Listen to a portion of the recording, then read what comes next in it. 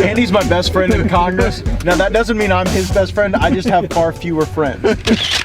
Joining me now, Congressman Andy Biggs of Arizona, co-chair of the Border Security Caucus. Just in Arizona, 40% of drugs interdicted in this country come in that corridor, in a small corridor in Arizona. We know it's a real deal. We know that they're sending people in as decoys to overwhelm our Border Patrol agents, and then they send the drug smugglers right in other portions of the border. This is happening. It is real. I wanted to ride with you guys for a reason. I want to know what was up. I think it was on the first day of the conference committee coming together that Nancy Pelosi said there would be $0 for any physical barrier at the border.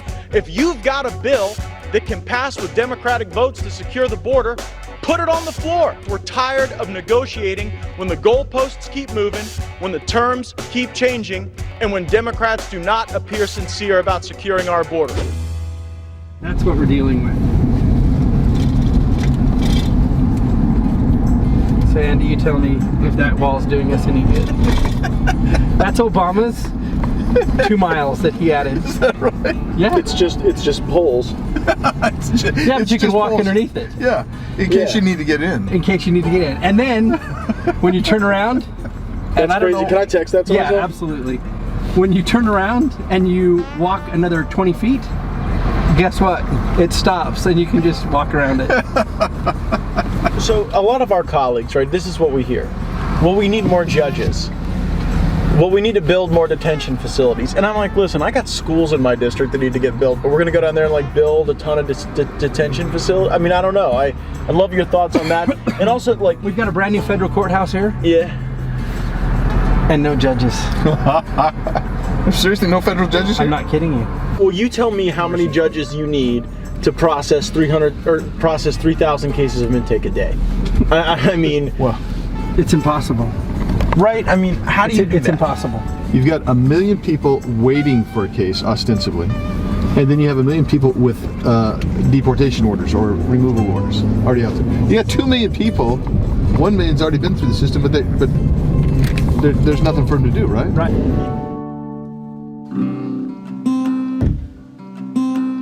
So this is the #1 crossing place. So what's that thing? For walkers on the whole border. That's the dam. Oh, wait, the light? Most people just give up right here so they can claim asylum and, yeah, move on. So what they've been doing in some of these ag fields and further down the river, where it's a little bit wider and you don't have the steep banks, they've actually been stealing all of our ag equipment. These $500,000 tractors, and then driving them across. If you look at an aerial, all of that water that we have to send over to Mexico, on the other side there's lots of farms. And we have a lot of ag that's on the other side of the border with US growers. And they've moved a little bit more over there because of the problems at the border and the wait times. And so, Tanamir and Anno and 2 of the other big growers / shippers have actually just completed over 1 million square feet of cooler space 5 miles down the road On the Mexico side. On the Mexico side, in order to pre-cool and pre-prepare the product before it comes to the United States, because of all the problems that we were having on this side of the border caused by the congestion. But they just hide out. Yeah, they're right. Yeah, they just hide out in the trees. This is a road that goes from the California border, which is Los Algodones, and that's Baja California right there. And you can see all the debris that they're leaving over there as well. Oh yeah. So 3 miles up, you'll see a lot of homes, and that's the border, and that's where you have every single day probably 3,000 to 5,000 winter visitors cross the border for health care because they can't afford it here in the U.S. And tonight, 200 to 300 will cross the border. And then tonight, 200 or 300 will, yeah, but it's just really interesting what happens right here in this area. And we'll have people showing up all the time saying, yeah, I'm just here for the weekend to get my dental done or to see a doctor. So Jonathan, just down here is where it goes down where they cross the river? Yeah. Let's go take a look at that. Here you just saw a white Bronco move off the road into this tree line area. They're moving in between those areas where our law enforcement is saying there are hundreds of people waiting for nightfall to cross the border. What is just below this ridge is what is left of the Colorado River. That functions as the border, and in some places it's only shin deep, and so we're seeing the well-traveled paths where illegal aliens are smuggled into these tree lines. They wait for nightfall, cross right through this area, and then into the United States. And what we've heard from some of the law enforcement officials is that their goal is simply to present themselves to a Border Patrol official, a U.S. official, and then say the magic words to get asylum. We now know that we're apprehending 3,000 people a day under that process. Our court system cannot handle that. It could not possibly handle that. And it's troubling to just see how, there you got right there on the Mexico side, you know, sort of people moving in and out of these tree lines. And what we're hearing is that this is one of the principal areas that we see human smuggling. And so, without question, the only barrier that we have is insufficient. It is a World War II Normandy-style vehicle barrier, which obviously no vehicles are coming through the Colorado River. So it's the silly wall that President Obama erected, and we're hoping we can do a lot better. Who is Sinaloa's principal rival? You know, Used to be Zapata? yeah, Not anymore. there's two down there, but Sinaloa still controls the majority of. So it's a monopolized system. Oh yeah, Under Sinaloa. yeah. For this area, absolutely. And how that leadership structure works at the top is an unknown, Totally unknown. given El Chapo's lack of management availability. When you look at Normandy barriers up there, they're supposed to prevent the vehicles from coming, but There's no vehicles. there's no vehicles coming. I mean, it's just, and It has cut down on tractor thefts. It has cut down on tractor there you thefts. go. So they'll go to a staging point. Right. They'll put them on a tiny little bus or into a car, and they'll drive them up, and they'll wait, and they'll tell them when to cross. And they'll all come across together. And then the cartel says, We're out. paid, Yeah. you're over, It's just and business. then they go It's back. just business. Yeah. We found Valium when I was down here with the scouts. Like the super heavy Valium that they only give for in institutions, not things that you'd prescribe. My scouts brought it to me. I mean, look at these little kids' socks.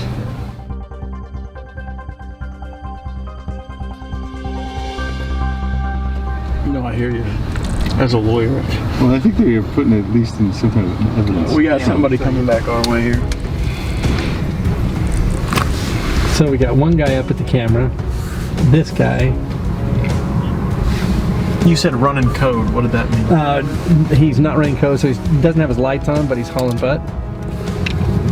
And that means He's moving. everybody get out of my way.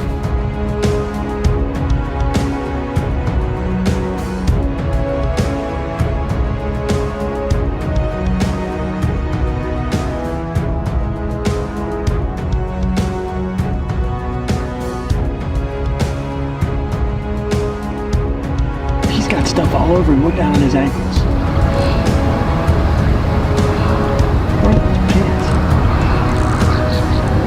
We're gonna have that other Border Patrol guy come over here and ask us what we're doing. They sent him around. Just a few moments ago, we witnessed a border apprehension in this canal where two single men were trying to get across the border. There was no family unit, and they were apprehended by Border Patrol. Back this way, you see the end of sort of the Obama era fencing extension, and then just a ways down here, you get a Normandy-style vehicle barrier. But as we're hearing from the property owners and law enforcement, you're not really encountering a lot of vehicles coming over. It's a lot of people on foot. This is just a funnel where they say now as night is falling, there'll just be a steady stream of people that'll roll through this space. These guys that we saw apprehended today will be out in 4 days. But we don't have any space to hold through the 3,000 of them a day. Where are we going to put 3,000 of these people a day? I say the cartels know what they're doing. When those 600 people get caught, they're counting on that 100 man hours per agent that they're getting in gap time. And so if we hire 5,000 more judges and send them down here, then they'll just send 10,000 more asylum seekers, right? I mean, it's a math problem for the cartels. You're right. Built around stressing the system.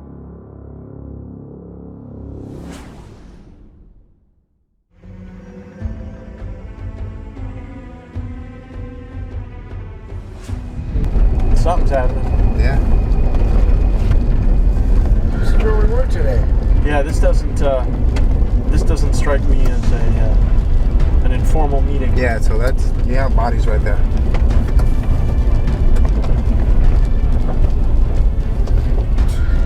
So that is not a small group either. Remember how I told you County 10? You guys were here. Yeah.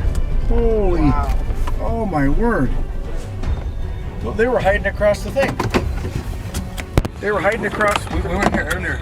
That's how we usually work. Well, I mean, just one guy for 30 people. How do you know? Well, I mean, you've already searched them for weapons. I think they did. Yeah. I'm assuming they did. Yeah, they wouldn't leave him there if they hadn't searched those people for weapons. I mean, what you're looking at right there is a response to U.S. policy. Clearly, the fact that there's not a single male down there without clutching a kid is, if you show up with a kid, it's going to be different. A Guatemalan man allegedly paid about $130 to rent an 8-year-old boy after he was told it would be easier to get into the United States with a child. Smugglers and traffickers have caught on, realizing that the outdated laws, lack of resources, and bad court decisions effectively give them a free ticket into America.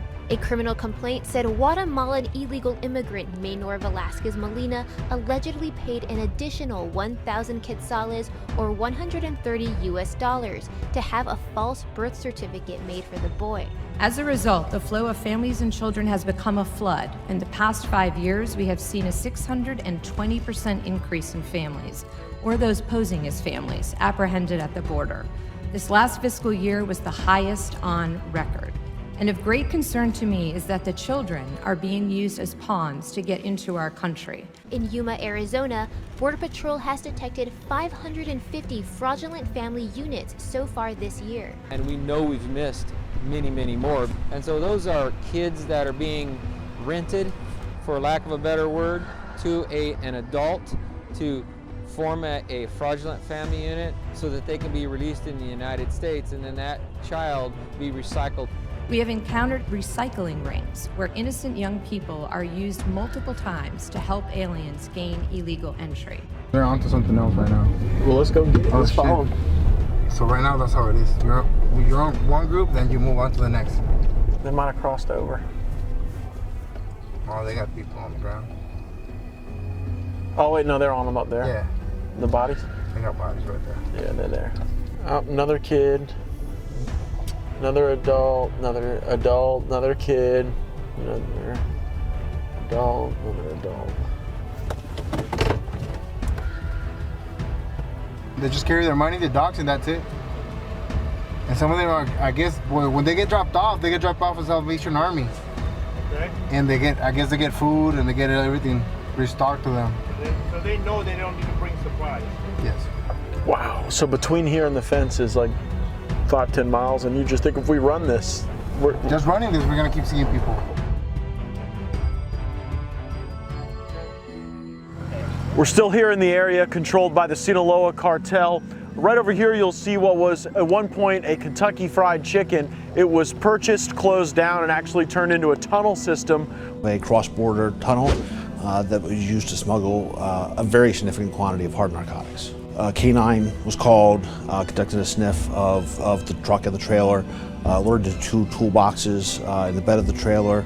HSI agents had previously observed those 2 toolboxes being taken out of and abandoned, no longer operating Kentucky Fried Chicken. Just a quarter of a mile here to my right, on the Mexico side, drugs are inserted, and then all along this corridor, again, Mexico just on the other side of these lights, the United States here, they have found 3 tunnels in the last 4 years, just within a few miles stretch, so obviously a hotbed of activity.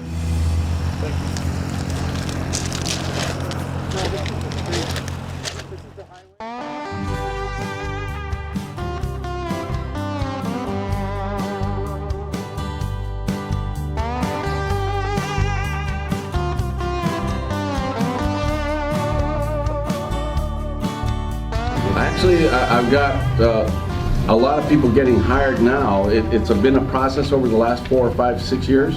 CBP OFO has taken on a very good project in hiring these folks and getting them on board, but it takes about 1.5 years at max just to get them here, and then I've got to put them through about 16 weeks of OJT. So I'm not there. I'm about 45 people short right now. Yeah. Okay. Talk to us about the demographics, what you see, age, men, women, children. We're seeing mostly women and children, and men and children as well. Ages? Can you have an ages average or a rate? late 20s, early 20s, mid 20s. For both men and women? Yes. And what about children? What? Anywhere from newborns all the way up to 16 years of age, 17 years of age. I do have cases here where I show up with a male. I have a child. He claims to be the father, and we find out that's not that. Can you go over the credible fear questions? How do you? We don't do ICE does that? We simply ask, do you fear returning back to the country that you came from? Of course I do. Who says no? None. No, they all say yes because they used to. If they say none, we go okay, and then that goes before someone sees that. Well, you said this before. So 100% of the people. We're about 90. I'm going to say about 98%. So I'm sure someone will say, "Well, I'm not afraid to go back to my country. I just don't want to be there. I'm afraid to be what's happening there. I'm afraid for myself and my economic security because I don't have a job. I'm afraid of my health because over there I can't get health care." So the other part of the problem, and it just touched us personally, is the fentanyl. Yeah. And our housekeeper's son OD'd 2 weeks ago. Oh, you kidding? And died. Oh no. And oh, that's terrible. We had 8 in 1 week. In Yuma? In Yuma. Jeez. This is pretty standard for what we see in Arizona on a regular basis. The guys here in Yuma sees a boatload of dope. As you come to this piece here in the middle, that's fentanyl. That's fentanyl powder. And I ran the numbers on it before. That right there is enough fentanyl to hypothetically kill about 11 million people. Up here we have heroin. Heroin is the other opioid that we're seeing a lot of now. Because of our opioid addiction problem, obviously, the heroin stuff is starting to plateau out because everybody's getting hooked on the fentanyl. Cheaper, the profit margin is huge, lighter to carry, it's synthetic, so you can manufacture it yourself. You don't have to grow any poppy plants, you don't have to have anybody process it. You can have a couple of jokers in the garage that can get the precursors, they can manufacture it themselves. All right, so this is the meth. And you can see meth is generally a yellowish substance in here, and this is a pretty standard packaging that they do. Fentanyl itself, the street value, the profit off of that, you're looking at between $7 and $9 million per key. You'll see 25,000 every day come through. So I have 7 guys that cross every single day, and right now the wait times are 3 to 7 hours to cross. Legally. To come to work. Yeah. See, and they're trying to be legal. Yeah. And those are the ones we should facilitate because they want to be legal. And yeah, they want to follow the law. Because of the problems, there's 7 crossing places. It's down to 2. Because they've had to deal with so many people coming in. Yeah, just the sheer numbers. It's the meltdown that Nielsen was talking about. Yeah.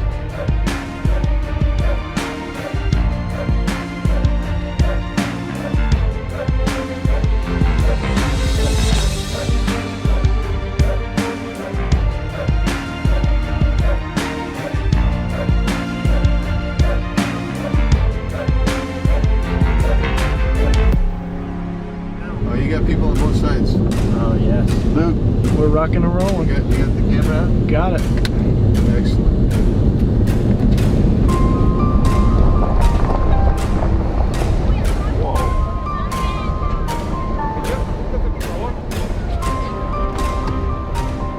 Joining us tonight, 2 congressmen. They're in Yuma, Arizona this week, where they have witnessed firsthand the state of emergency at our southern border. Joining us tonight, Congressman Andy Biggs of Arizona and Congressman Gaetz. We are right here at a funnel point in the Yuma Valley, Lou, and Border Patrol jokingly mock what's behind us as the Obama wall because it's not doing anything to stop the floods of migrants. We can literally hear the cartels, zooming back and forth, spotting us on their ATVs. And here's the tragedy. The 42 people that we saw apprehended last night will be out on the streets before the end of a week. In 4 days, they are released. So today, or the policy we witnessed last night, was catch and release. And what's so sad is these migrants, these cartel members, these smugglers, whomever they are that are crossing the border, they simply turn themselves in. They don't even run. They don't even fight because they know that our laws are so broken that they'll be released out into the public anyway. It is a total joke.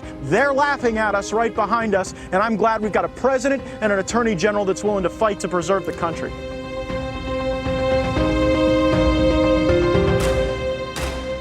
They walked so much they wore a hole in that carpet shoe.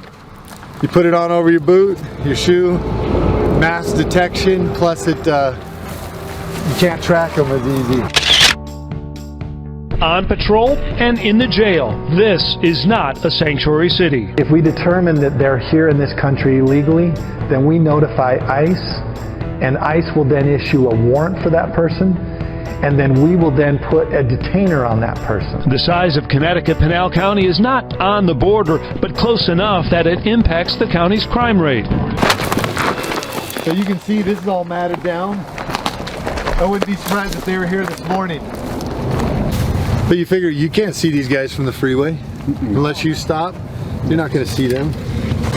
You can see it's hard on them. A lot of them will carry electrolytes. I think when they get their pack, they'll get electrolytes, toilet paper. If you look at all this, what they've started doing is they've started packing a lot of their stuff out. So they're packing their clothes so that we don't figure out where they're loading out at. Obviously some of them still are leaving it, but a lot of the groups will pack out all their stuff. You have guys that come through here that this is what they do for a living. Yeah. They bring groups across, they bring drugs across. Some of them get here and they realize it's good money and they're willing to do it again. A lot of the people we get here are still human beings being trafficked by the cartel. So they paid the cartel money and then the cartel made them transport drugs with them. And so they've been taken advantage of by the cartel, exploited. You can see look at the terrain. This isn't easy. 3, 4, 5, 6 packs. That's a 6-person crew right there. Let's say my guys are doing something in Casa Grande. Well, if they hit our sensors or we pick them up, how much time do we have to get here? And they're mobile. Yeah, they pull up and boom, they're in the car and they're gone. Then it's a matter of trying to find them on the freeways, which is, it's like finding a needle in a haystack sometimes. My fellow Americans, tonight I am speaking to you because there is a growing humanitarian and security crisis at our southern border. That is Mexico right over there. They would come up this sandy embankment, walk up this way, and before too long they could be right inside Yuma. We are out of space to hold them, and we have no way to promptly return them back home to their country. Build a wall that will save American lives and preserve our sovereignty. America proudly welcomes millions of lawful immigrants who enrich our society and contribute to our nation. But all Americans are hurt by uncontrolled, illegal migration. He'll use the national emergency to actually complete the wall. So he's going to get it done, Lou, and so, but it shouldn't be this hard. It shouldn't be this hard to make it happen. Call Congress and tell them to finally, after all of these decades, we're seeing that had we built the wall, we would be protected. Secure our border. Across our southern border, we have thousands of miles of unprotected terrain. This is a choice between right and wrong. This is about whether we fulfill our sacred duty to the American citizens we serve. It is so obvious to everyone here, we don't know why it's not obvious to our fellow members of Congress in Washington. When I took the oath of office, I swore to protect our country. And that is what I will always do. So help me God. Thank you and good night.